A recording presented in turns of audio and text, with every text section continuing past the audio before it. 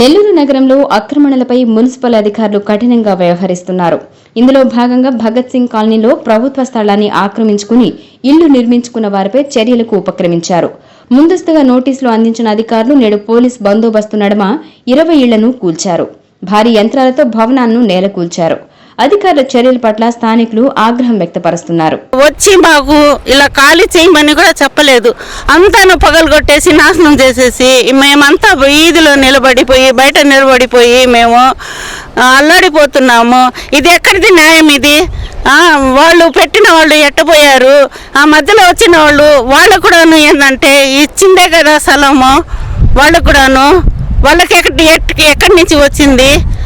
మధ్యలో వచ్చి ఇప్పుడు పగలగొట్టాలంటే ఎట్టా జరగద్ది చెప్పండి? మీరే న్యాయం చేయాలా? మాకు ముందైనా వచ్చి మనకు చెప్పాలా, ఇదమ్మా ఈ సంగతి మీరు పగలగొట్టేస్తున్నాం అని చెప్తే మేము దాంట్లో ఉండే సామానైనా తీసుకొని బయట నిలబడగలుగుతాం. కానీ లేదు పరిస్థితి. ఏం చేస్తాం చెప్పండి? నిలువున వచ్చి ఇటు దొలిచేస్తే ఎవరు ఎక్కడ వెళ్ళాలా? పేదలు అనేది ఎక్కడ వెళ్ళాలి? ఇన్ని సంవత్సరాల నుంచి ఇక్కడ ఉండే వాళ్ళమే మేము. ఇక్కడ నుంచి ఇప్పుడు మేము దొలిచేస్తే ఎక్కడికి వెళ్ళాలా చెప్పండి మీరే? 25 సంవత్సరాల నుంచి కాపురాలు ఉండి సామాను కనీసం ఒక్క సామాను తీసుకోలేకపోయాం మేము. ఎవరికి సమాధానం చెప్పాలి? ఇప్పుడు మా సామానికి బిల్లు కట్టిస్తారా? మేము ఇప్పుడు ఉండేదానికి ఎక్కడ ఉండాలా అది చెప్పండి. కూల్చివేతలపై కమిషనర్ నందన్ మీడియాతో మాట్లాడారు. ప్రభుత్వ స్థలాలను ఆక్రమిస్తే కఠిన చర్యలు ఉంటాయని హెచ్చరించారు. భగత్ సింగ్ కాలనీలో అనధికారిక ప్లాట్లను ఆక్రమించుకొని ఎవరైతే ఇల్లు నిర్మించుకొని ఉన్నారో వాటన్నింటినీ సర్వే చేసి ఐడెంటిఫై చేసి తొలగించడం జరిగింది. ఉదయం 6 గంటల నుండి ఇప్పటి వరకు కొనసాగినటువంటి ఈ ఎంక్రోచ్మెంట్ రిమూవల్ కార్యక్రమంలో దాదాపు 20 ఇళ్లని తొలగించడం జరిగింది. వీరందరూ కూడా అనధికారికంగా అక్కడ ఖాళీగా ఉన్న ప్లాట్లను ఆక్రమించుకొని రాత్రికి రాత్రి అప్పటికప్పుడు కట్టేసుకొని వాటిని వేరే వాళ్ళకి రెంట్లకి ఇవ్వడము, లేకపోతే వాటిని అనధికారికంగా ఆక్రమించడం జరుగుతూ ఉంది.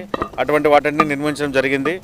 అదేవిధంగా నెల్లూరు నగరంలో ఎక్కడైనా సరే అది రోడ్ సైడ్ మార్జిన్స్ కావచ్చు, ఇరిగేషన్ ల్యాండ్స్ కావచ్చు, రెవెన్యూ ల్యాండ్స్ కావచ్చు, ఆర్ఎన్బి ల్యాండ్స్ కావచ్చు, అదేవిధంగా ఖాళీగా ఉన్నటువంటి ప్లాట్స్ కావచ్చు, అదేవిధంగా పార్క్ సైట్స్ కావచ్చు, ఏవైనా సరే ఆక్రమణకు గురైనట్లయితే ఆ సంబంధిత డిపార్ట్మెంట్ వారి నుంచి నివేదిక తీసుకున్న తర్వాత ఇరిగేషన్ కెనాల్ పురంబోక్ అయితే ఇరిగేషన్ అధికారులు, ఆర్ఎన్బి రోడ్ మార్జిన్స్ అయితే ఆర్ఎన్బి అధికారులు, రెవెన్యూ ల్యాండ్స్ అయితే రెవెన్యూ అధికారులు, అదేవిధంగా ఎండోమెంట్ అయితే ఎండోమెంట్ అధికారులు ఆ సంబంధిత అధికారుల ద్వారా నివేదిక తీసుకున్న తర్వాత వారు నివేదిక సమర్పించినట్లయితే ఖచ్చితంగా మున్సిపల్ చట్టాలను ఆధారంగా చేసుకొని అటువంటి గౌరవ జిల్లా కలెక్టర్ గారు మరియు ఎస్పీ గారి యొక్క సహకారంతో అటువంటి ఆక్రమణలను తొలగించడం జరుగుతుంది. అందులో ఎటువంటి సందేహం లేదు.